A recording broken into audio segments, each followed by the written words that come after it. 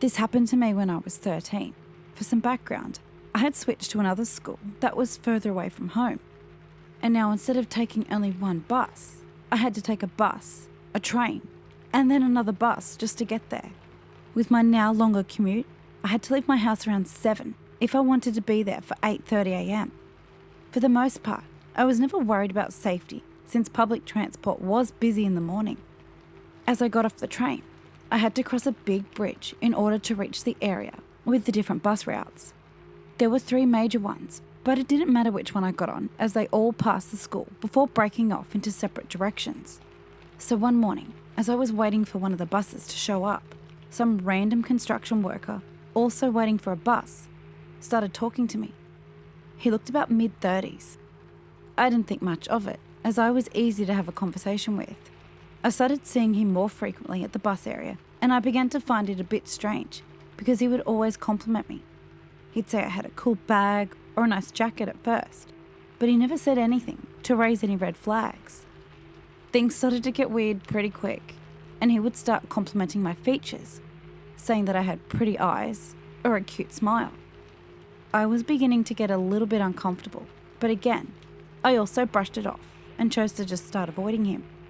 I never thought too much of my own safety, as there were people around, and I had a cell phone in case I had to call my parents or the police. I didn't see the guy for a few days, so I began to think I was in the clear and forgot about him. Then things really began to escalate. I was sitting by myself with my earbuds in when suddenly someone tapped my shoulder and sat beside me. It was the guy, and now he's talking to me like we are friends.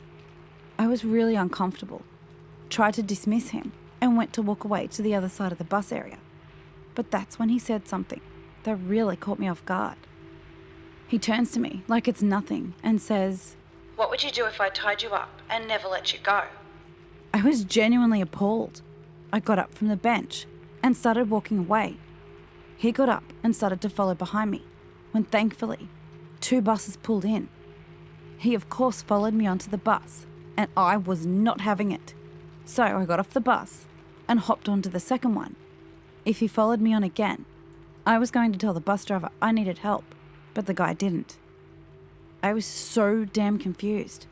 I went to school, and the first thing I did was tell my friends what happened. I really did not understand the severity of this situation at first because I was a 13-year-old male, and I didn't think these things happened to guys. As I was telling the story, I was kind of downplaying it because nothing bad actually happened in my eyes, and there were no real repercussions. Everyone gave me a dumbfounded stare, as no one knew what to say. Then one of the teachers overheard me, which I'm not surprised, I was a loud kid, and in a look of shock, brought me to the principal's office. So I missed the entire first period of the day, explaining what happened to the principal and a police officer. My parents, at first, were really confused on why I didn't mention anything about the weird guy before. I was driven to school the next few days until a police officer came over to talk to me and my parents. He said that they found the guy on the transit cameras and were able to track him down and talk to him. There wasn't too much the officer could do aside from telling him to stay away from me since he technically didn't do anything illegal. The officer did tell me that they would be monitoring the train station around the time as well, and that if that guy ever approaches or talks to me, to call 911.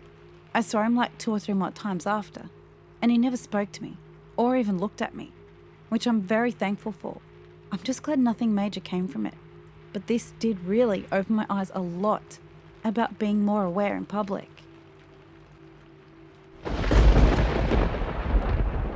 Depending where you live, this might not be too rare of an occurrence, but it's definitely not normal here. I used to live in North Philadelphia, so I'm very used to hearing drunken shenanigans outside of my apartment building at all hours of the day and night. I would consider where I live right now to be more blue-collar rural, in that you don't need a car to get anywhere. There are no bars or restaurants within reasonable walking distance, especially at that time and temperature of night. My boyfriend and I fell asleep on the couch, and when we woke up at 3 a.m, I started to clean up and get ready to go to bed. He was still asleep at this time, and I was just about to wake him up when I heard a man's voice outside the front of our house. I couldn't exactly make out what he was saying, but he sounded agitated. And I think I heard rat killer or brat killer at one point when he raised his voice. I started shaking my boyfriend's shoulder because he sounded like he was close enough to be right outside our house. By the time my boyfriend woke up, the yelling man had stopped making noise. We have Ring cameras set up around all the entrances to our house, but caught nothing. I would have opened up the blinds or turned on the front porch light to get a better look, but from the way it sounded, he was close enough to immediately see or notice any movement of the light. We've lived here for almost a year. I've never had an issue like this. So while I never felt like I was in any immediate danger, it still creeped me out.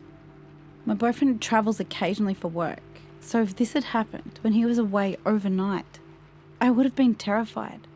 Like I said, if I was living in an area that this was a normal thing, it wouldn't bother me, but this is so uncharacteristic for this area.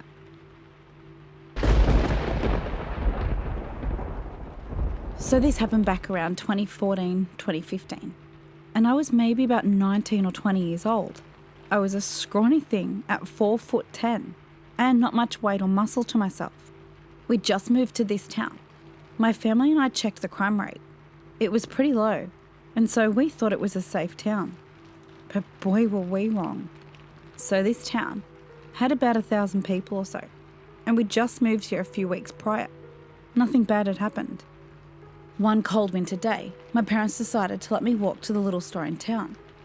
It was 3 blocks away, so about a 5-minute walk. I didn't own a cell phone at the time.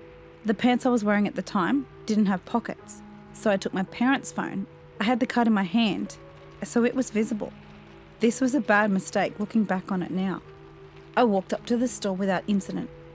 I didn't see these boys on the way up to the store, got what I needed, and left pretty quickly, putting the card into the grocery bag. At this point, the sun was setting. It wasn't dark outside, but the sun was past the buildings in town. I get between the store and an abandoned building with a library almost at the end of the block, and I see 3 young boys, probably between middle to high school age. I knew I had to go that way to go home, so I was forced to walk past these boys. At first, I didn't have a bad feeling, and they weren't saying anything to me. I honestly think they didn't see me at first. As I almost get to the library, the boys passed me. Now they're between the library and the store at this abandoned place. Once I get past them, I started to get a really bad feeling. And then I hear one of the boys say, "Hey you!" I look back and they were headed my way again. I ignored them and kept going. I could then hear footsteps, but they were distant away, and then I hear them call again. "Yeah you, come here!" So again, I ignored them. This time, the footsteps are getting louder and faster, as if they were jogging. One final time, they say to me, "You, yeah you, come here." This time, it was louder and a lot more aggressive. The footsteps now sounded as if they were running right behind me. I look back to find the 3 of these boys almost on me, but not quite at arm's length. So now I'm scared and I have no weapon to defend myself. Nobody was out on the road. I was all alone with these 3 boys. I didn't know what to do. I gripped my parents' cell phone tighter, my other hand in a fist if I needed to be ready to fight, and the other to use the phone as a weapon. Once these boys were in arm's length of me, an ambulance drove past. I remember looking at the guys in the ambulance. They're driving by slow, looking at me, then looking towards the 3 boys. I saw the guy in the passenger seat of the ambulance look at me and smile. Then they drove away. I looked back and the 3 boys were gone. I'm not sure why I didn't yell at the ambulance for help. I called my family members, tell them what had happened, and asked them if I could get someone to come and pick me up or meet me so that we could walk home together. But by the time my family got out of the house, I was already home. And thankfully, the boys didn't follow me either. I was walking as fast as I could, gripping the phone tight, and constantly looking over my shoulder, thinking I just need to get home safe. To this day, I feel like the guys in the ambulance probably saved me. I had a bad feeling about these boys. I'm not sure if they were going to rob me or worse.